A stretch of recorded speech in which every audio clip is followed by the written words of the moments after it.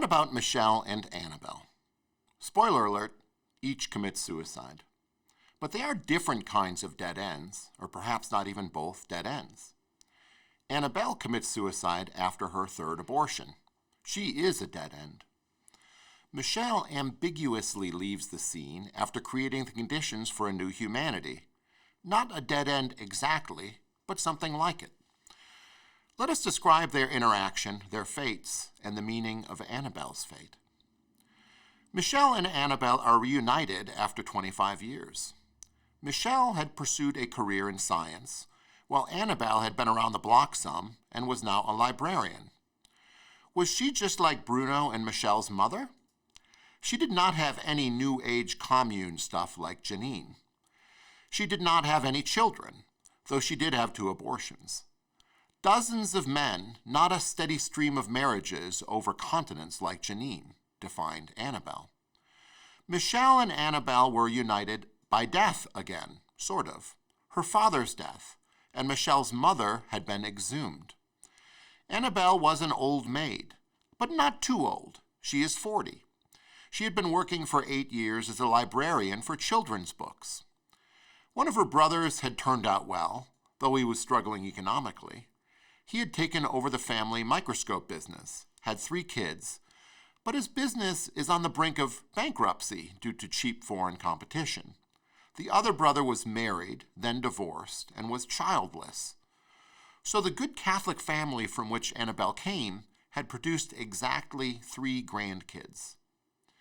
Here's what Annabelle says about her life. I haven't really had a happy life. Her evaluation was that she was so interested in love that she was easily duped by weak, pathetic, pretentious men.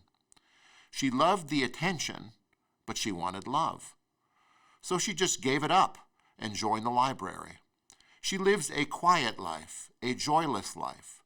She takes tranquilizers and sleeping pills. Michel is not surprised. For many women, adolescence is exciting, and they're really interested in boys and sex. Gradually, they lose interest. They're looking for a tender relationship that they can never find, for a passion they no longer feel. So they begin the long, difficult years. And this is where Annabelle was. But she had Michel. Could he rise to the occasion? Yes, it seems. They embrace. She performs on him, but he is more impressed with their ability to snuggle intimately. Michel is beat up by some youthful gangs, but Annabelle nurses him back to health. He knew she would help, and she did help. They were both serious, like they knew that this would be their last human relation. They had great respect and a profound sympathy for one another. Wow, the first real relationship in this generation. They would die for one another, it seems. Annabelle wants to have a child, and Michel indeed rises to the occasion. This is in the last part of the book, part 3, entitled Infinite Emotional. Michel had just told her that he was moving to Ireland at the end of his sabbatical to undertake new scientific work. But she says she wants to have a child, his child. He indeed impregnates her, after a rather intimate way of making love. See page 330. No raunch there. She then goes to the doctor. It is discovered that she has uterine cancer. She is told to abort the child and that she needs to have a hysterectomy. No children now, ever. It is discovered that the cancer is spread. She feels an almost metaphysical sadness at the turn of events, and she kills herself. She is cremated and has herself spread over her parents' garden. Michel, the scientist, cries. He actually cries. A few reflections here.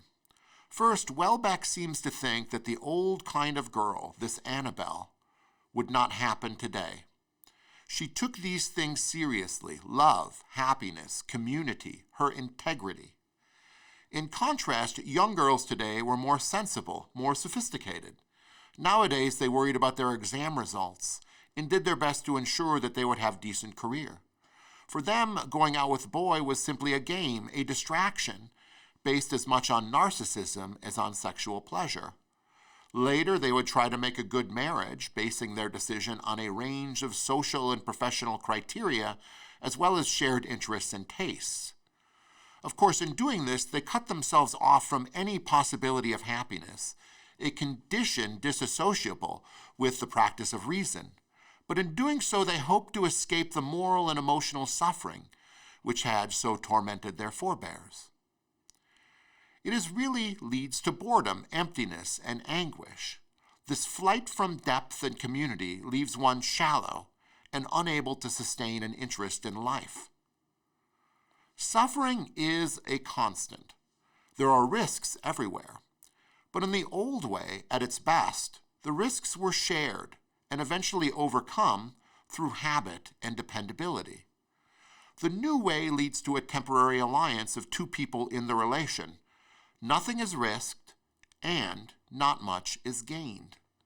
Eventually, perhaps, even that minimal risk will not be seen as worth it. We do not now see women of that ilk in this book. Many have risked. Anne, Bruno's first, had taken the risk. Christiana, Bruno's second, had risked, and Annabelle had risked too. All had been disappointed.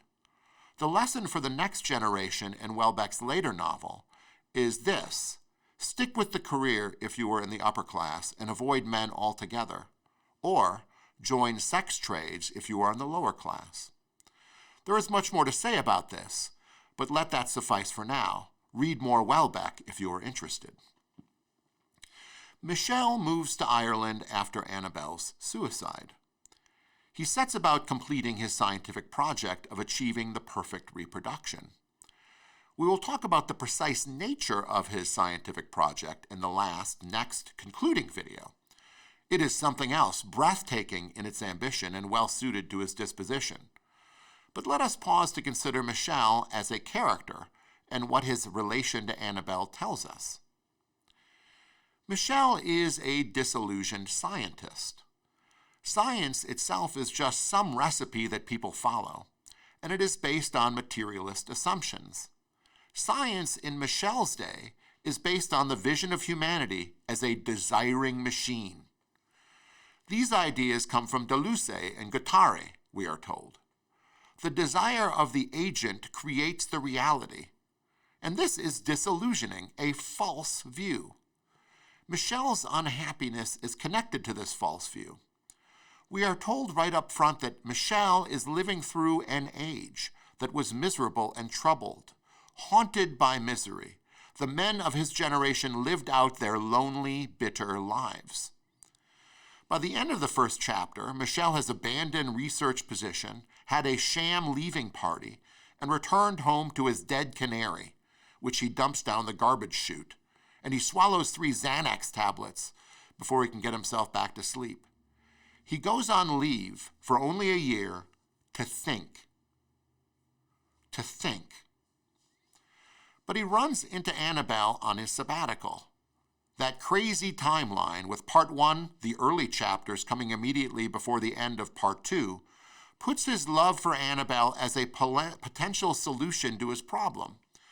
Perhaps he can go the way of love and enter back into time and genuine human concerns. We see that this is tempting, and it is either Ireland and his new science or Annabelle and the old world for Michel. He indeed gets her pregnant, but it all falls apart and she ends up dead.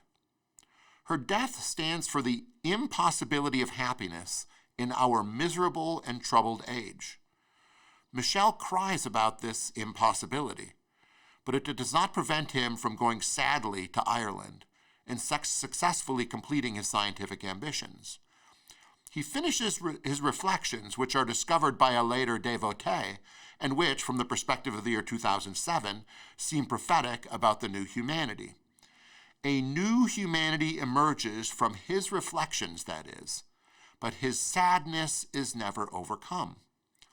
It is not clear how he dies, but it seems like he either jumps from the cliffs in Ireland or just goes into the ocean and starts swimming away like Virginia Woolf.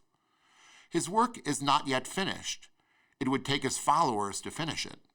but he is the sad founder of a new humanity. This new humanity is incapable of happiness or emotional connection. He had loved Annabelle, and he sees to inculcate that love into the new world. How could a loveless man do that? What is the nature of that love sown into the world? Let us explore those issues in our concluding video.